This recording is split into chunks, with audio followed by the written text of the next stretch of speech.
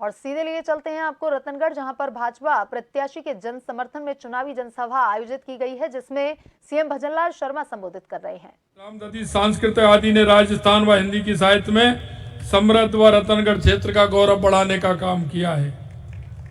यहाँ के सेठों ने अपनी उद्यमता और शालीनता से देश और प्रदेश में सम्मान पाया है। मैं आपसे निवेदन करना चाहता हूं मित्रों कि आपके इस रतनगढ़ की खुशबू प्रदेश में नहीं पूरे देश के अंदर है। और यह बात मैं आपसे इसलिए कहना चाहता हूं मित्रों, आपने हर परिस्थिति में, हमारे पूर्वजों ने इस रतनगढ़ को आगे बढ़ाने का काम किया है। इनके अंदर अपना सनातन, अपनी संस्कृति, अपना विचार, देश के प्रति प्रेम यहां के लोगों की खासियत रही है। मैं ये कहना चाहता हूं आपसे कि आपने देखा होगा इस देश के अंदर कभी हूण आए, कभी कुषाण आए, कभी इस्लाम आया और कभी अंग्रेज आए। उन्होंने इस देश की संस्कृति को बदलने का काम किया, लेकिन वो इस देश की संस्कृति को नहीं बदल पाए।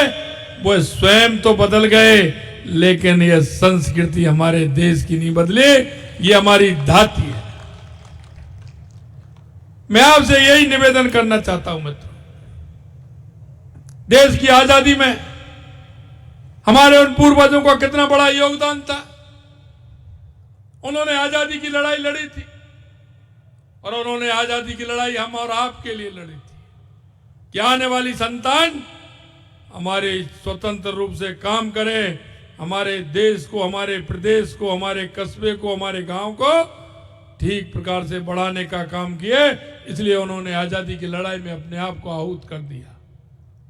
मैं आपसे यही कहना चाहता हूं, 7 दशक हो गए, आपने देखा होगा देश की स्थिति क्या है।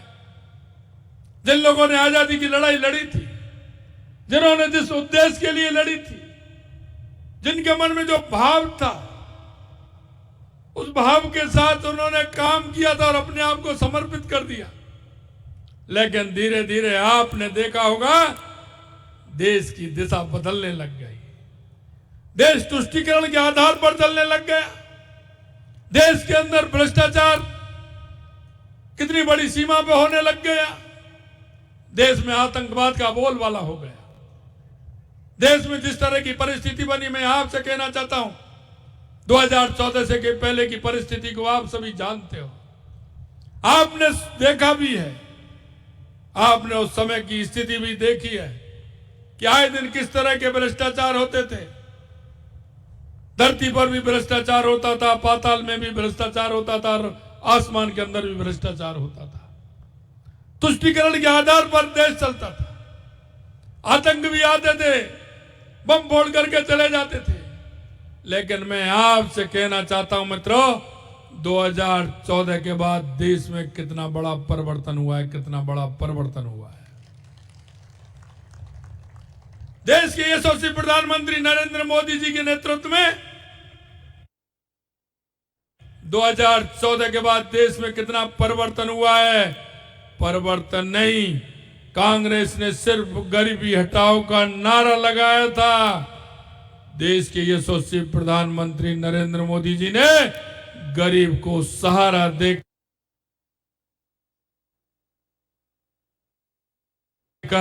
गरीब को उठाने का काम किया है। और आज देश के यशस्वी प्रधानमंत्री नरेंद्र मोदी जी के नेतृत्व में गरीबी रेखा से 25 करोड़ लोगों को निकाल करके उनको आगे बढ़ाने का काम किया है। तो देश के यशस्वी प्रधानमंत्री नरेंद्र मोदी जी ने किया है। आपने देखा होगा हमारे विकास की स्थिति क्या थी। देश में सिर्फ भ्रष्टाचार होता था। ये कांग्रेस भ्रष्टाचार की जननी है। इसने हर क्षेत्र में भ्रष्टाचार पैदा किया है और इसने आदत भी बदल दी लोगों के। जो ईमानदारी से काम करते थे, उन ईमानदार लोगों को भी मजबूर कर दिया, क्योंकि सिर्फ कांग्रेस को भ्रष्टाचार चाहिए, भ्रष्टाचार चाहिए। मैं आपसे यही कहना चाहता हूं, देश के यशस्वी प्रधानमंत्री नरेंद्र मोदी जी ने भ्रष्टाचार पे अंकुश लगाने का काम किया है और उन्होंने कहा था कि ना खाऊंगा ना खाने दूंगा, अगर खाया तो अंदर से भी निकाल लूंगा। अब आप देख रहे हैं इन भ्रष्टाचारियों के पास जब प्रेशर आ रहा है, एक एक सांसद के पास 300-300 करोड़ रुपए नगद मिल रहे हैं। जिस तरह से देश में इन्होंने भ्रष्टाचार पैदा किया है, ये भ्रष्टाचार मिटना चाहिए या नहीं मिटना चाहिए, मैं आपसे पूछना चाहता हूं। इन भ्रष्टाचारियों के ऊपर कार्रवाई होनी चाहिए या नहीं होनी चाहिए? होनी चाहिए या नहीं होनी चाहिए? अब कार्रवाई हो रही है। ये नेता बंद हो रहे हैं तो कह रहे हैं कि वो दुरुपयोग कर रहे हैं। अरे भाई, पैसा तो आपके घर से मिल रहा है, आपके घर की अलमारियों से मिल रहा है, बेड में से मिल रहा है। आपको जहां देखो वहां पैसा ही पैसा मिल रहा है। एक एक दिन में 300-300 करोड़, 200-200 करोड़, 500-500 करोड़ रुपए मिल रहा है। कहीं गलत तो नहीं कर रहे हैं? ये आपको गलत लग रहा है क्या? ये ऐसा करना चाहिए नहीं करना चाहिए? इन भ्रष्टाचारियों को सबक सिखाना है कि नहीं सिखाना है? तो इनको सबक सिखाने का काम देश के यशस्वी प्रधानमंत्री नरेंद्र मोदी जी कर रहे हैं। मैं आपसे कहना चाहता हूं मित्रों, इस देश के अंदर 2014 के बाद गरीब कल्याण से लेकर के, देश के विकास से लेकर के, सीमा की सुरक्षा से लेकर के और दुनिया के अंदर भारत का डंका बजते हुए आप सब देख रहे हैं जिस तरह से देश का मान और सम्मान बढ़ा है। मैं आपसे एक ही निवेदन करना चाहता हूं मित्रों, आपको सबको अनुभव है, मेरे से ज्यादा आप जानते हैं। राजनेता को जो कहना चाहिए, जिस पार्टी को कहना चाहिए, वायदा करना चाहिए, वो पूरा करना चाहिए कि नहीं करना चाहिए? वो पूरा करना चाहिए कि नहीं चाहिए? देश के यशस्वी प्रधानमंत्री नरेंद्र मोदी जी ने जो 2014 और 2019 में जो वायदे किए थे, वो एक एक वायदे को पूरा कर रहे हैं, एक एक वायदे को पूरा कर रहे हैं। उन्होंने हर साल का हिसाब देने का काम किया है। मैं आपको बताना चाहता हूं, हमारी राजस्थान की सरकार को 3.5 महीने से कुछ दिन हुए हैं, हमने जो संकल्प पत्र आपके बीच में हम लेकर के गए थे, उस संकल्प पत्र को 45% तक हमने पूरा करने का काम इस 90 दिनों में किया है। और आप देख रहे होंगे, महसूस कर रहे होंगे, हमने आपसे वायदा किया था, हमने कहा था कि हम जो वायदा आपके बीच में कर रहे हैं उस एक एक वायदे को हम पूरा करेंगे। हमने देखा कि हमने आपसे वायदा किया, जो हमारा किसान का बेटा खून के आंसू रो रहे थे, क्योंकि किसान का पैसा कैसा होता है आपको पता है। किसान अपने बच्चे की पढ़ाई के लिए कहां से कैसे पैसा खर्च करता है, और वो पैसा लेकर के आता है, ट्यूशन कराता है, कोचिंग कराता है, हॉस्टल में भी रखता है, और उसको कमरा दिला करके भी रखता है, मकान दिलाता है, पैसा खर्च करता है। बेटा पिताजी को विश्वास दिलाता है कि मैं अब की बार मेरे को पढ़ाइए, मैं नंबर लेकर के आऊंगा। और पिता के लिए सहारा बनने के लिए वो बेटा भी मेहनत करता है, लेकिन उस बेटा की मेहनत भी बेकार जाती है और पिता का परिश्रम भी बेकार जाता है। जब पेपर लीक हो जाता है, वो हमारा बेटा खून के आंसू रोता है। हमने कहा जिन युवाओं का खून के आंसू रुलाने का काम किया है, हम उसको किसी कीमत पर छोड़ने वाले नहीं हैं। और आपने देखा, हमने कहा हम SIT गठित करेंगे, उसकी जांच कराएंगे। हमने SIT भी गठित की और उसकी जांच भी हो रही है। और आप देख रहे हैं डेली कोई ना कोई, कभी 5, कभी 8, कभी 10, 85 आदमियों को गिरफ्तार किया है, 85 लोगों को। और मैं आपसे कहना चाहता हूं, यह तो वो लोग हैं जिन्होंने नकल की है और कहीं से नकल का सामान खरीद करके इन्होंने नकल करने का काम किया है। लेकिन मैं कहना चाहता हूं, अभी तो वो लोग आए, धीरे धीरे वो भी आने वाले हैं जिन्होंने नकल का सौदा किया था। जिन्होंने इस राजस्थान को, जिस तरह से राजस्थान को बदनाम करने का काम किया था, मैं आपको विश्वास दिलाना चाहता हूं, एक को भी नहीं बख्शा जाएगा, एक को भी नहीं बख्शा जाएगा, चाहे वो कितना भी बड़ा व्यक्ति हो। हमने कहा था यहाँ गैंगस्टर आते हैं, आए दिन कहीं ना कहीं गोली चला करके चले जाते हैं, किसी व्यापारी को धमका के चले जाते हैं, व्यापारी से चौथ वसूली मांगते हैं। हमने कहा ये नहीं चलेगा, हमारा व्यापारी ठीक प्रकार से काम करेगा, हमारे व्यापारी को कोई भी परेशान नहीं करेगा, यह गैंगवार यहां नहीं चलेगा। अगर गैंगवार ने राजस्थान के अंदर आने की हिम्मत की तो उसको वापस नहीं जाने दिया जाएगा, यह मैं आपको विश्वास दिलाना चाहता हूं। मित्रों, हमने जो किया है, हमने वादा किया कि महिलाओं को 450 रुपए में सिलेंडर देने का काम करेंगे।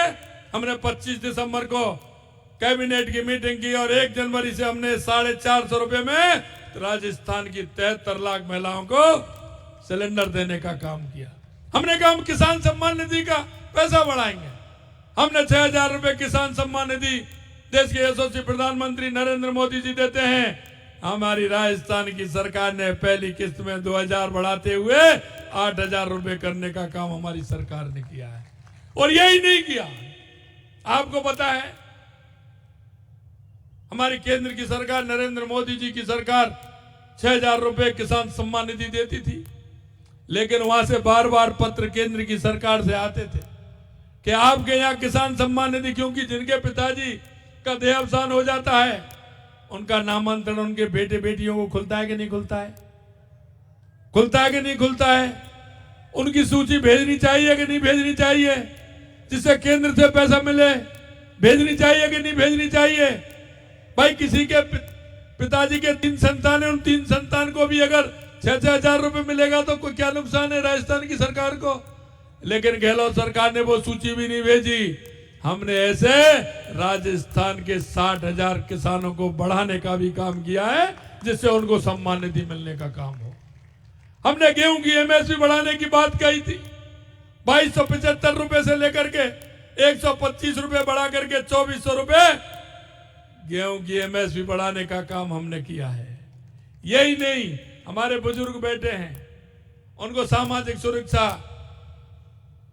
की पेंशन मिलती है, 1000 रुपए मिलती है, लेकिन हमारे वो बुजुर्ग दवाई के लिए, अगर बुजुर्ग हैं, घर में कोई बहन बेटी आती है, बुआ आती है, तो उनका जेब में हाथ जाता है, क्योंकि 1000 रुपए उनको मिलते हैं। मैंने कहा इनकी कम है, हमने 10% बढ़ा करके 1150 रुपए करने का काम हमारी सरकार ने किया है। हमारी जनप्रतिनिधि, हमारे पंच, सरपंच, पंचायत समिति के सदस्य, जिला परिषद के सदस्य, हमारे नगर निकाय के हमारे पार्षद, आज तक किसी ने उनका वेतन नहीं बढ़ाया। हमने कहा भाई ये काम कर रहे हैं, महंगाई बढ़ी है, सबका वेतन बढ़ना है, तो इनका भी बढ़ना चाहिए कि नहीं बढ़ना चाहिए, बढ़ना चाहिए कि नहीं बढ़ना चाहिए। सरपंच दिन रात घूमते हैं बेचारे, पंच हमारे जाते हैं मीटिंग में तो जाते हैं। हमने कहा उनका भी हम 10% वेतन बढ़ाने का काम करेंगे। हमने उनका भी 10% भत्ता बढ़ाने का काम किया है। मित्रों, मैं आपसे कहना चाहता हूं, हमारी ऐसी योजना जो हमने देखा, हमारा ये साल पूरा राजस्थान के पानी के लिए रहेगा, राजस्थान के पानी के लिए। आप देखते हैं एक छोटा सा प्लॉट खरीदते हैं, मकान बनाते हैं, सबसे पहले वहां क्या व्यवस्था करते हैं भाई? कोई भी काम हो तो पानी की व्यवस्था करते हैं कि नहीं करते हैं? तो हमारे राजस्थान को सबसे पहले क्या व्यवस्था होनी चाहिए? पानी की होनी चाहिए कि नहीं होनी चाहिए? हमारी सरकार बनते ही हमने सबसे पहले तो ये जो झूठ बोल रहे थे और ईआरसी पर राजनीति कर रहे थे, हमने कहा कि हम ईआरसी पर राजनीति मत करो, काम करो। आपकी भी सरकार मध्य प्रदेश के अंदर थी, आपकी भी सरकार केंद्र के अंदर थी, आप पानी क्यों नहीं लाए? 70 साल में किसने मना किया? सबसे ज्यादा राज इस देश प्रदेश में रहा है तो कांग्रेस का रहा है। लेकिन आप देखोगे हर बजट में ईआरसी हर घोषणा में ईआरसीपी, लेकिन काम कुछ नहीं। हमने कहा ऐसे नहीं चलेगा, काम करके दिखाएंगे। हमने मित्रों में कहना चाहता हूं, देश के यशस्वी प्रधानमंत्री नरेंद्र मोदी जी को मैं पूरी राजस्थान की जनता से बधाई देना चाहता हूं, उनका अभिनंदन करना चाहता हूं। मैंने ईआरसी की बात रखी, उन्होंने मध्य प्रदेश से कहा और मेरे से कहा। मैंने मध्य प्रदेश के मुख्यमंत्री जी को फोन किया और 3 दिन के अंदर पूरा मसला सेट करके ईआरसीपी योजना को मूर्त रूप देते हुए और उस पर समझौता करने का काम किया। 13 जिलों को पानी मिलने वाला है। आज के 21 जिले हैं, 21 जिलों को पानी मिलेगा, पीने का पानी अलग मिलेगा और 2,80,000 हेक्टेयर का सिंचाई के लिए भी पानी मिलेगा। यह समझौता हमारी सरकार ने किया है। हमारी सरकार ने यमुना समझौता किया। यमुना समझौता के लिए मेरे से कहा कि यमुना का पानी हमारे 3 जिले चूरू, सीकर, झुंझुनू के लिए पानी मिलना चाहिए। हमने कहा मैं दिखवाते हैं फाइल कैसी है कैसे नहीं है, क्या हुआ है, आगे क्या वार्ता हुई है। हमने हमारे अधिकारियों से कहा कि फाइल निकाल करके लाइए। हमारे अधिकारी फाइल निकाल करके लाए। मैं आपको कहना चाहता हूं कि कांग्रेस ने यमुना समझौते के नाम पर सिर्फ राजनीति की थी। हमारे एक झुंझुनू के नेता, बड़े नेता, उनके पिताजी भी बड़े नेता रहे, उन्होंने क्या किया, 1-2 बार इंजीनियरों को लाए, भाटा लगवा दिया कि यमुना का पानी लेकर के आऊंगा। मैं आपसे कहना चाहता हूं मित्रों, कांग्रेस का मुझे एक भी पत्र ऐसा नहीं मिला कि उसने हरियाणा सरकार को या केंद्र की सरकार को कोई यमुना समझौते के लिए कोई पत्र भी लिखा हो, कोई पत्र भी लिखा हो। आज तक उन्होंने कोई काम नहीं किया। अगर पत्र भी लिखा था तो 1994 में हमारे प्रदेश के यशस्वी पूर्व राष्ट्रपति, हमारे पूर्व मुख्यमंत्री भैरव सिंह जी शेखावत ने लिखा था 1994 में यमुना समझौते का। ये बात करते हैं लेकिन काम नहीं करते, या सिर्फ लूट और झूठ की बात करते हैं, जनता को भगाने की बात करते हैं। मैंने उनसे कहा था आपके पास अब भी हो तो कोई मुझे पत्र दिखा दो। ईआरसीपी में विधानसभा में कह रहे थे कि समझौता आपने ऐसा कर दिया। मैंने कहा आपका समझौता दिखा दीजिए ना, आपने कोई समझौता किया हो, कोई पत्र व्यवहार किया हो तो वो मेरे को दे दीजिए। आप मेरे को बता दीजिए आपने कितनी मांग की और मैं कितनी कर रहा हूं। यमुना समझौते पे बताइए कि कितना करना है। अब ये कह रहे यमुना समझौते पे इतना पानी, अरे आप बताइए ना आपको कितना पानी। भैरव सिंह जी ने कहा था कि 1917 क्यूसेक पानी चाहिए। मैंने 1917 क्यूसेक पानी पर यमुना समझौता आपके सामने किया है। मित्रों मैं आपसे कहना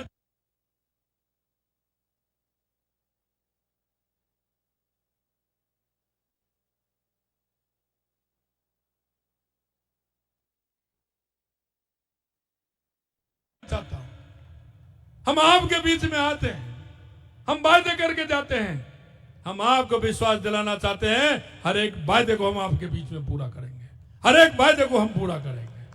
आपने देखा होगा डीजल पेट्रोल पर कितनी भ्रांति थी। प्रदेश के अंदर ही तक का ज्यादा है, उस जिले में ज्यादा है, उसमें कम है। ये क्या है, ऐसे चलता है क्या? राजस्थान में डीजल पेट्रोल का भाव एक होना चाहिए कि नहीं होना चाहिए? एक होना चाहिए कि नहीं होना चाहिए? अभी हमने किया है।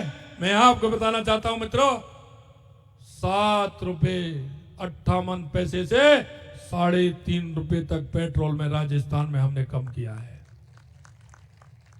डीजल के अंदर 6 रुपए 28 पैसे से लेकर के 3 रुपए 38 पैसे तक हमने डीजल में कम किया है। और हमने आपके बीच में वायदा किया था कि हम डीजल पेट्रोल पर पैसा कम करेंगे। हमने वो भी काम आपके बीच में किया है। मित्रों मैं आपसे यही निवेदन करना चाहता हूं, 3 महीने में आपने जो काम देखे, बहुत सारे काम हैं अभी।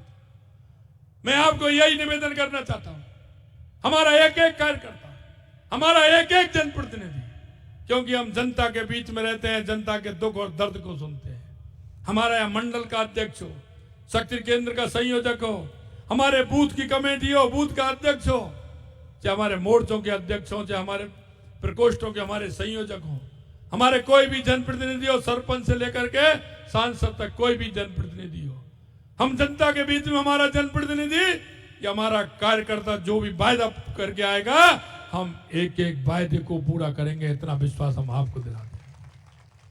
आप देख रहे हैं किस तरह का माहौल बनाया जा रहा है। ये देश बनाने की बात करिए, देश बनाने की, प्रदेश को और देश को आगे बढ़ाने की बात करें। मित्रों, हम आम नागरिक होने के नाते भी